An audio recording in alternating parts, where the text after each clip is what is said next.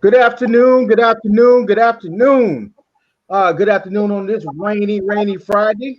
And that is a good thing. It is Friday. It is Friday, and we're staring down the barrel of a 3 day weekend. Yes, we are. But welcome everybody to the CareSouth Carolina Community Live podcast. I am one of your hosts. I am Mark Calhoun. I am the Director of Social and Community Service, and always with my partner in crime. Hey, this is Daniel Myers, uh, MAT Program Director for Care South Carolina. Just glad to be on the podcast today. It's not raining over here yet, my Rick, but I feel it's on the way. Like old people say, I can feel it in my bones. I can feel it in my bones.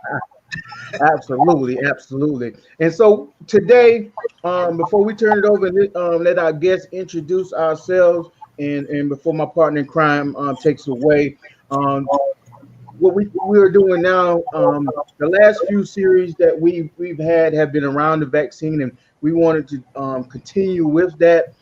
So this kind of is a four-part series with more to come to talk about the vaccine. So today I'm going to let our guests introduce themselves, and then we're going to let Daniel go into what today's itinerary is. All right, I guess. Hi, everybody. My name is Latasha Bethay. I'm the Community Outreach Specialist for CareSouth Carolina. Hello, I'm Tim Brown, nurse practitioner here at Care South Carolina. Also, I prescribe opioid MAT treatment also. Right. So, well, good to have Tasha. Good to have Nurse Practitioner Brown on this morning. On this afternoon, I'm sorry. But so what we on today for is this. We understand that it's a whole lot of talk going on about the vaccine that's being distributed now to those who are 70 and above with high risk, also to frontline workers, healthcare workers. Even in doing that, even in getting ourselves ready to take this vaccine so that we can try to get away from the pandemic and move this infection on and get this virus on out the way. We still have some people that's on the fence, or some people that really don't want to take it because of one reason or another. And we notice that in the black community, African American community, that there's a lot of things it's a lot of them that don't want to take it because of history and because of the mistrust of the healthcare system. And so what we really want to do is try to help encourage people to take this, not force anybody, but really give you more information about it. Let you know, that it is a safe vaccine to take, and that also that the more of us that get it, the faster we can get back to a normal way of life. But we do understand that there is some mistrust amongst our people that's in our community. So we want to talk about that a little bit today. But since we're talking, I too had some mistrust about it. I wasn't really keen on taking it, but after hearing some research and talking to people, talking to specialists about it, I've taken my first vaccine already. So I'm waiting to take my second one on next week, the 22nd. So and I'm not walking around. I'm not a zombie. I'm not walking around doing the robot. I'm not freezing in between things. So a lot of those myths that we're hearing about are just what they are. They're myths, and they're miseducation, and that they're falsehoods. So let's start with Tasha, because Tasha's on the fence, and we want to understand what Tasha's concerns are concerning this vaccine. Oh, before she say that, so you mean that gray hair ain't from the vaccine? That's as old as it. Yeah, it was enhanced by the vaccine. No, that comes from grandkids and worration and children. I just make sure. Just make sure. Yeah. Go ahead, Tasha.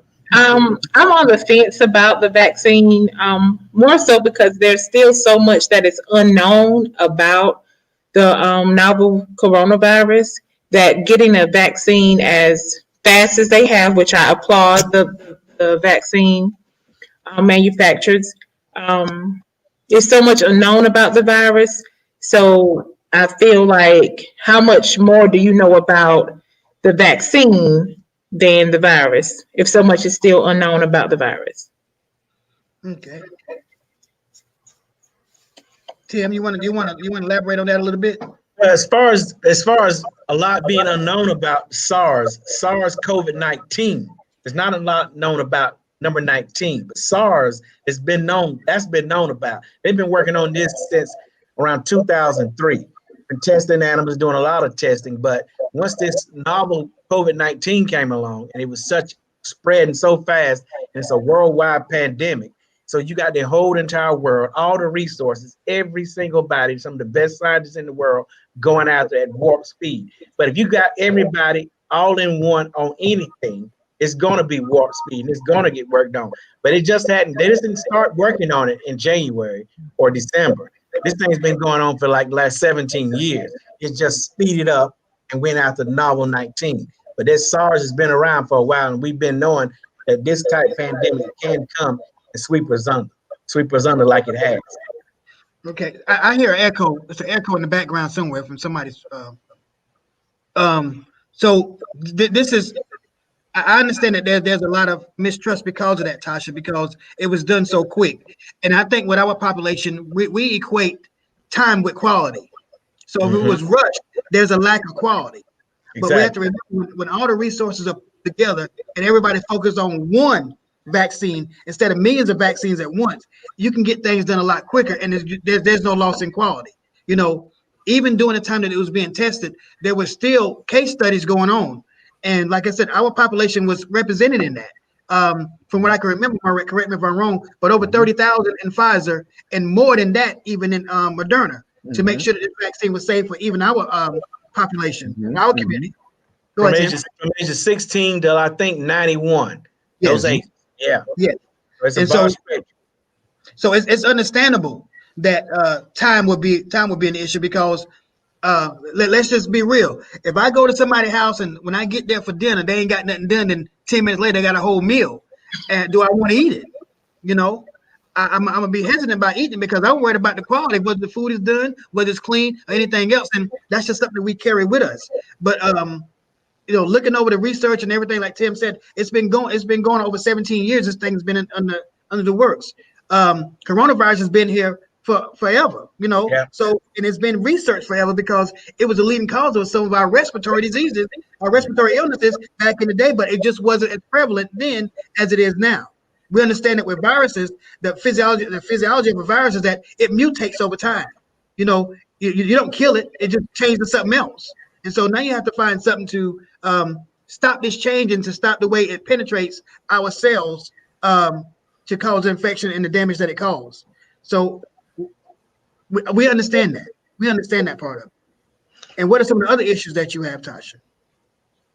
Well, I think the efficacy rate is 94%, 95%, maybe.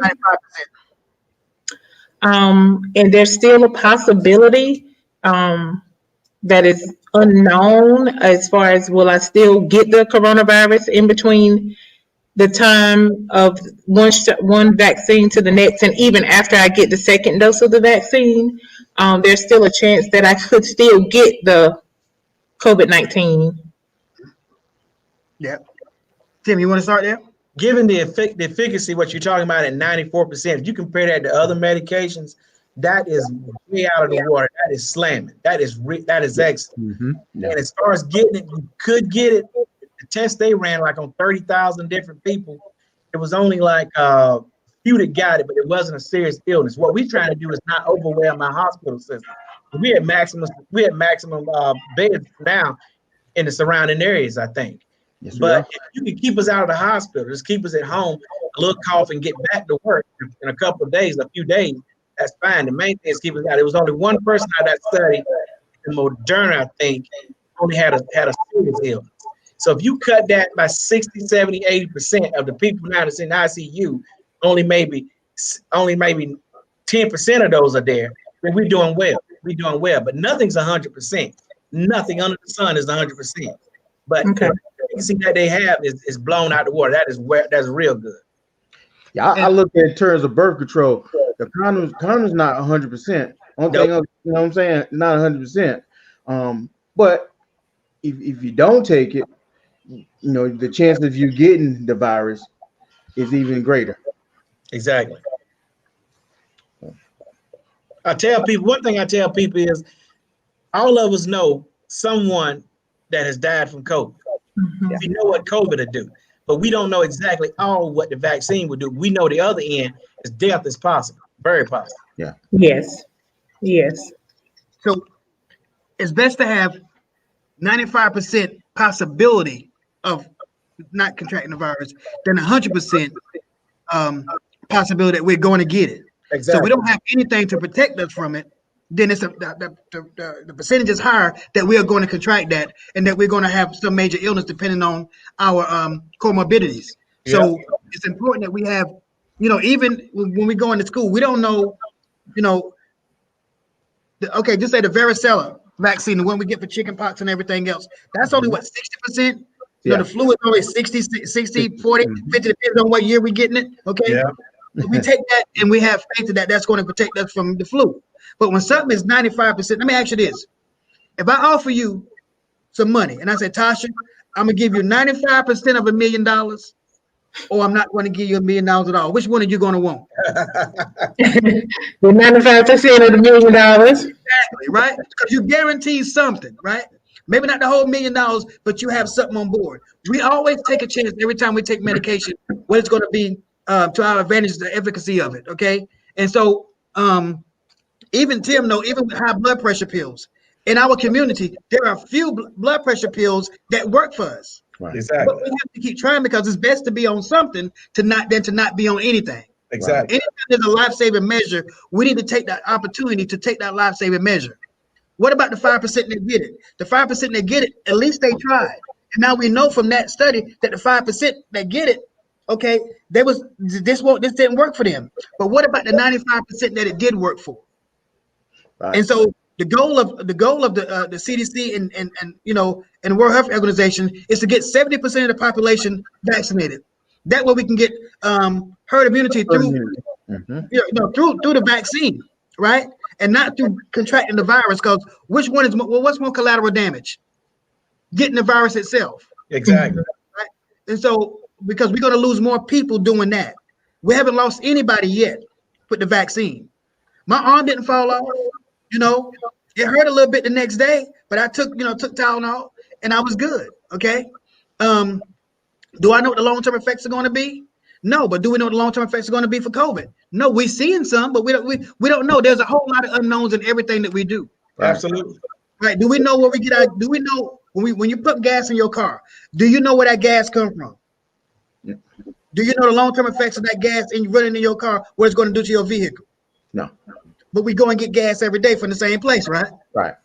Okay. Until we find that gas don't work, then we trust it, and so we have to trust that the people that have our best health interests at heart are doing this thing to benefit us and benefit the human race as a whole, because there's a lot of loss in every corner of the world. There's loss. And people are tired of loss, and I want to get back to a sense of normalcy.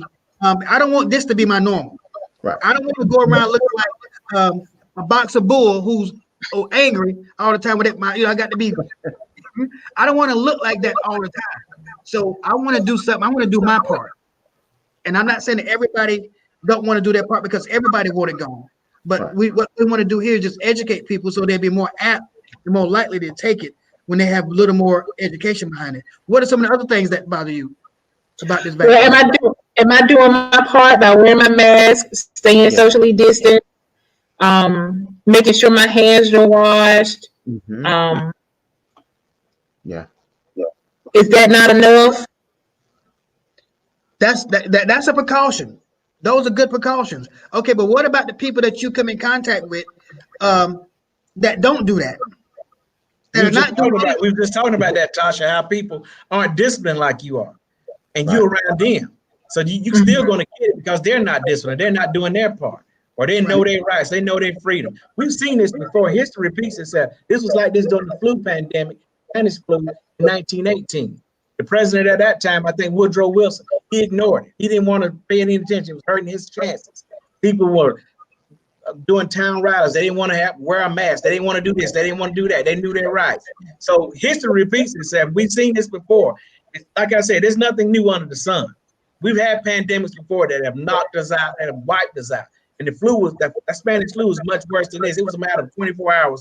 People was dying. People were dying. This is a slow, insidious, but it's still killing. and it's killing blacks at a disproportionate number because we have a lot more comorbidities. And if I could, you know, I felt like my wife and we took all the precautions, like you said. We wore our masks. Yeah. You know, we had hand sanitizer. We washed our hands. We physical distance, but we still caught it. Yes, sir. You know, we still caught it because there's no guarantee. Again, you know, we wear these things and we do these things and we practice those good habits to mitigate the possibility of getting it, but it doesn't eliminate the possibility of getting it because Exactly. of course we still got it because we could have touched something, take off our mask and still got it. We don't know. But I do have some solace in knowing that, and because we tested positive, the recommendation is after we fully recovered from COVID-19 that we wait at least 90 days before we do get the vaccine, and that's what we're going to do. So I'm looking at getting the vaccine, being able to get the vaccine late February, early March is where we're looking at getting the vaccine. But of course, doing all of those things, physical distance and mask, hand washing, those are definitely practices that we want to practice and we want to do on a daily basis. But again, they're there to potentially mitigate the chances of getting the virus. However, there's no guarantee. I mean, you know, there really is no guarantee. But you doing that in consultation with in collaboration with the vaccine would increase those chances even more. Yeah. For me, that's how I see it based on the research I've seen and based on the information that I'm getting from clinicians like Tim, Dr. Smith, Dr. Kelly, and Dr. Duncan, and those who I talk to. Right. And I trust. I encourage anybody who's on the fence to go to some of the leading journals like the New England Journal of American Medicine that doesn't have a pro or con in the deal. They don't have a dog in the fight, and just read it, an unbiased article on what it's about, what the vaccine is about, the pros and cons of it. See what it's all about.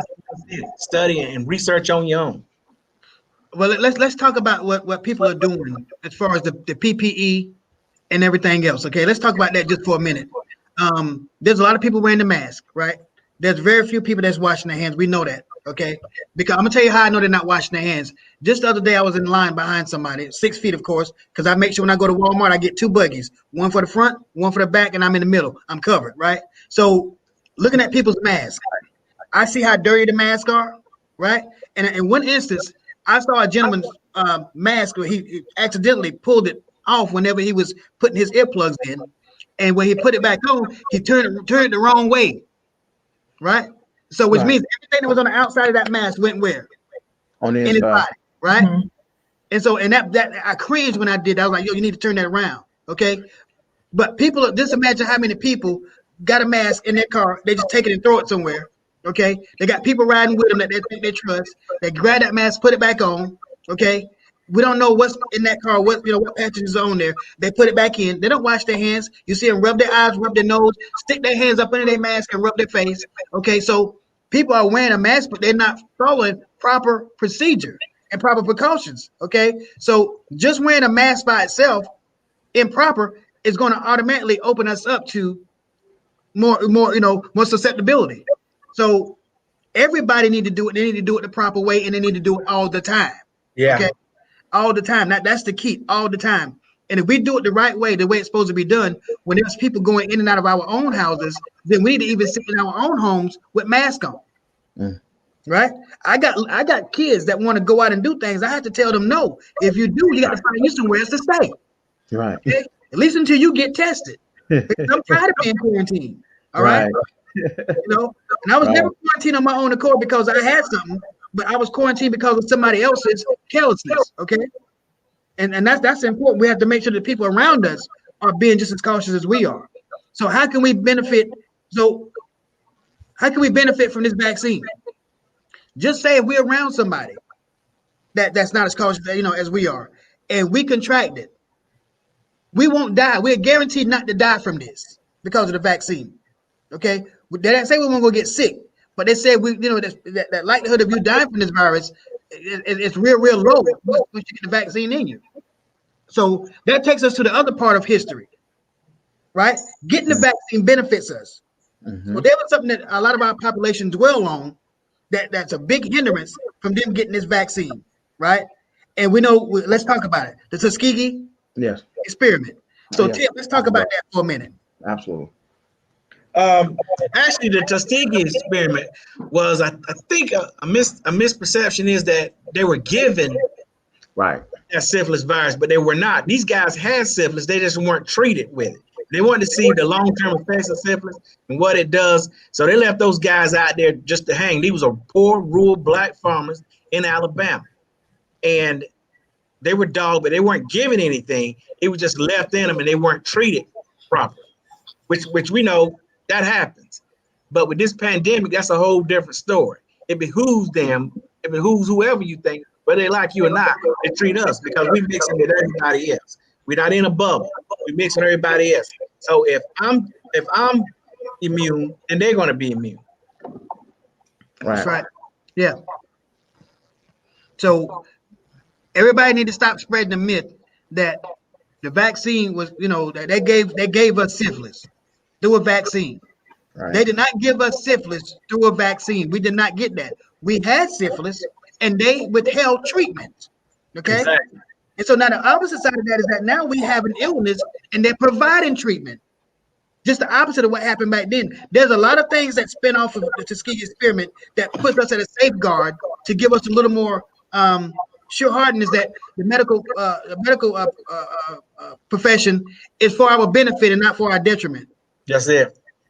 Okay. And I can see the distrust. I can see that, and I understand that. I respect it because I have my own distrust. We saw that on display last week. Certain people can do certain things, have a certain privilege that certain people don't. We know where I'm going, but we're not even going to go there. So I understand that fully. But in this case, in this instance, it behooves the U.S. government to get everybody in their country immune. That's right. That's right.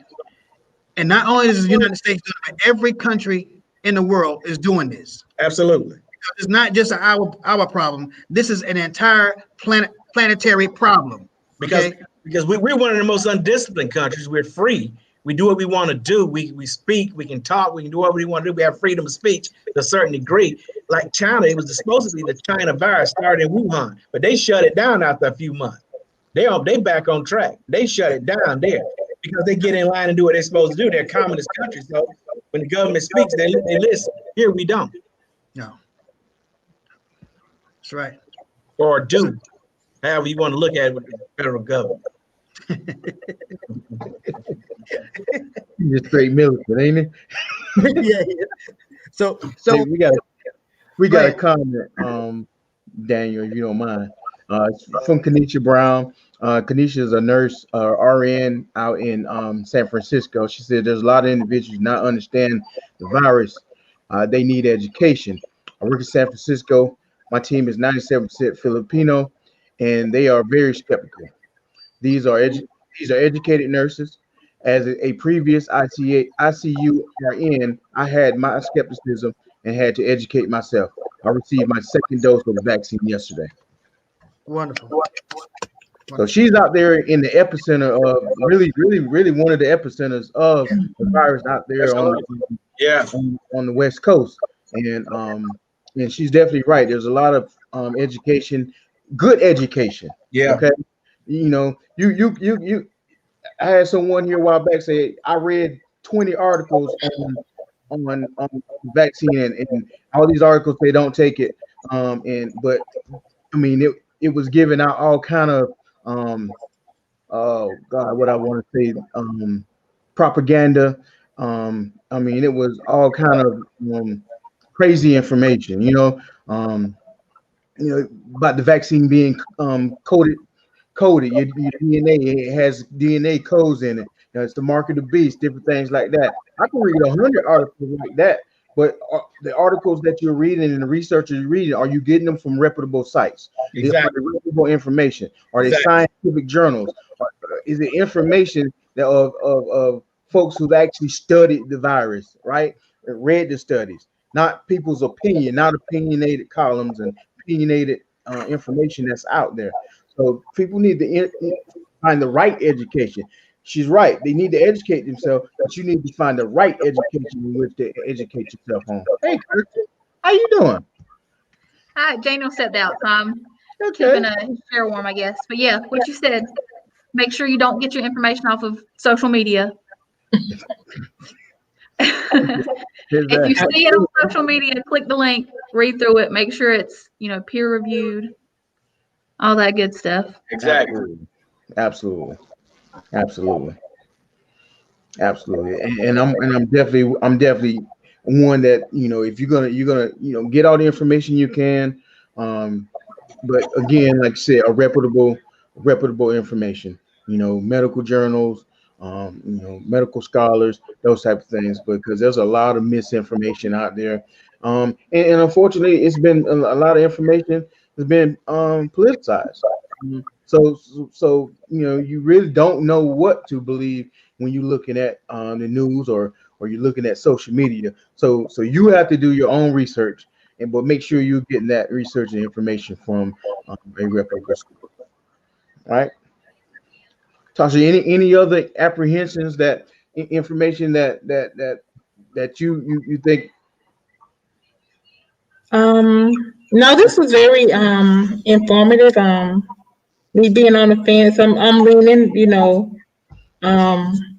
if I could think of anything with me being a woman of childbearing age, I'm apprehensive about that. Mm, Good point. You don't take the flu. You don't take the flu shot either, correct? Right, correct. Look at that and see how it compares to the flu shot. See if it's the same type stuff. Because I think a lot of people is hesitant about the flu shot. They want to deal with that, saying I'm not going to deal with this. But I think they're two totally different things. They really are, and how they attack the immune system and the proteins and that kind of thing. They're a little different also. Okay. I have a question, and maybe Tim can answer this. Maybe not. Speaking of the childbearing age thing, I've read some stuff about how COVID can affect long-term fertility and issues with that kind of stuff. So is the risk of those kind of issues having COVID worse than those kind of issues if you take the vaccine? COVID is the worst, but there are some studies that they don't know. They suggest that women that are pregnant, not take it because you have a fetus. But if you don't have a fetus, then they say take it. Yeah, and is that because there weren't pregnant people in the study, obviously. Exactly. So is it just because of an ethical issue that pregnant women weren't in the study, or necessarily there would be a danger, if that makes sense? They don't know about a developing fetus and they passing through that blood-brain barrier. Whatever you do, that baby does. And they just don't know about that developing fetus. And it probably wouldn't be exactly. It wouldn't be ethical to have women in those trials that are pregnant. Because looking at a pregnant woman and what she can take as far as medications, there's almost nothing she can take. Nothing. You can't eat cold cut meat. You can't have that. So imagine this new virus, that when it warp speed, you wouldn't want to give that fetus that. Yeah. But they did say they don't know. They didn't say not to, but they recommend that you don't. They recommend that you don't. Right. So Tim, as a clinician, I'm gonna put you on the spot here a little bit. All right.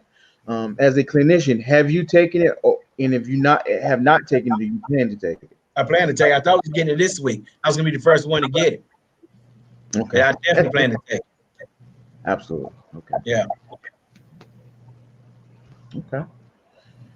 I just wanted to add that I have also taken it. Like Daniel, same day as Daniel, so I'm going back next Friday to get my second dose. Okay. And I didn't grow any, super mutant superpowers or anything like that. So maybe next time, fingers crossed.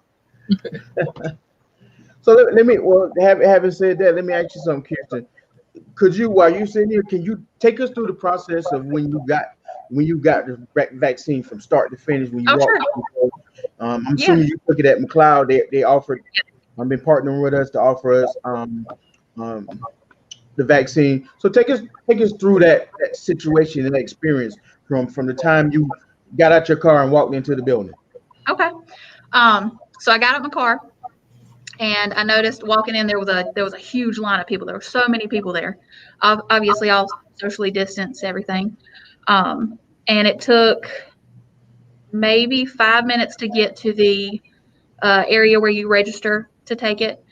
Wrote my name down, showed them my badge, and maybe another 5 minutes later, I was standing in front of a nurse, and she asked me a couple questions about like had I had COVID, any like allergies or anything like that, and then took the virus, or took the vaccine, and then I sat down for about another 15 minutes. I guess that's just to make sure that nobody has any weird reactions. And then I was on my, they gave me a card too. And then I was kind of on my merry little way. Okay. It took maybe 30 minutes in total, and there was probably like 50 to 60 people there. So it was really, really quick. How many people were administering the vaccine, Kirsten? I want to say probably about 7 to 10 people. Okay. And they had one person that was filling up the syringes and passing those out, because I guess there's a time restraint on how long those can be out. Right. So which one did you take? The Pfizer. Pfizer. Okay. And what talk about so your reaction to it?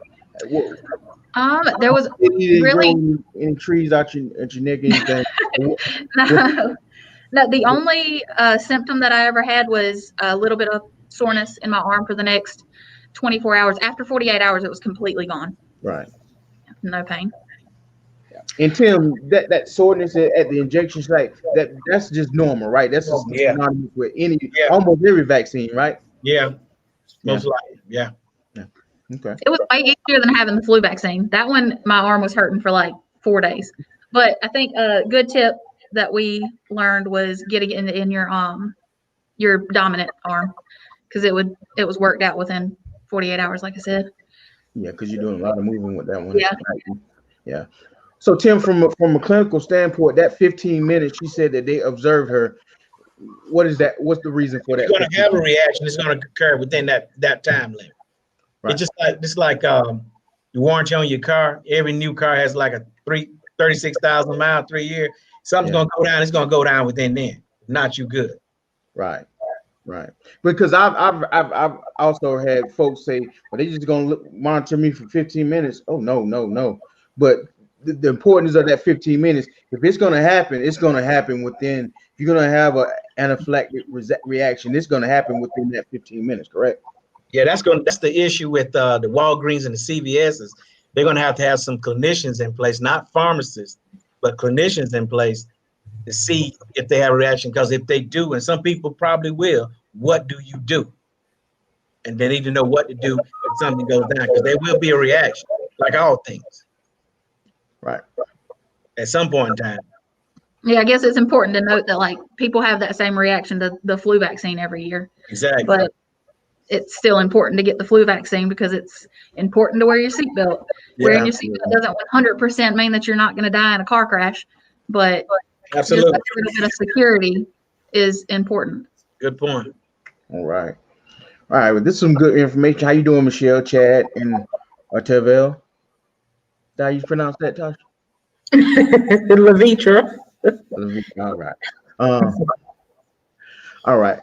There's some good information. Is anything that imparting that any one of you guys want to say on our way out the door? Miss Paula said the pharmacist, one of our pharmacists here, she said that you're going to get one, either the virus or the vaccine, so you might as well get the vaccine. That's right. That was a good. That's a good way of putting that. That's right. Yeah. In my case, I'm going to have both. So. Amen. I didn't want both, but I'm getting. I can't do that about that. So maybe you'll get the mutant superpowers. There you go. I'm hoping so. Right. But definitely, this was a great discussion. It was. Again, this is part 3 of a series that we want to continue to discuss the vaccine, because there's information that need to be put out there, whether you pro vaccine, or you're not sure, you're on the fence, or you're just totally against it. Still, information needs to be put out there. We need to have a good understanding of the vaccine, so folks can make that informed decision as to where if they want to take the vaccine or not. So just look out. Next week we're working on the next show. We're looking at a panel discussion from individuals within our organization that's already had the vaccine, and just talk about it, and just talk about their experiences and what they went through. So look for that same time next week, and we'll see you then. All right, and we appreciate each and every one of y'all for coming on. Tasha, thank you for coming on and expressing your feelings about it. Tim, thank you for the information. Absolutely. And Kirsten, thank you for pinch hitting. I appreciate that. All right, so we're out, and this is we're closed for the day. Everybody have a great weekend. Enjoy your 3-day weekend, and be safe. Wear your mask, physical distance, and wash your hands. All right. Take care, man. All right now. Bye. Bye bye.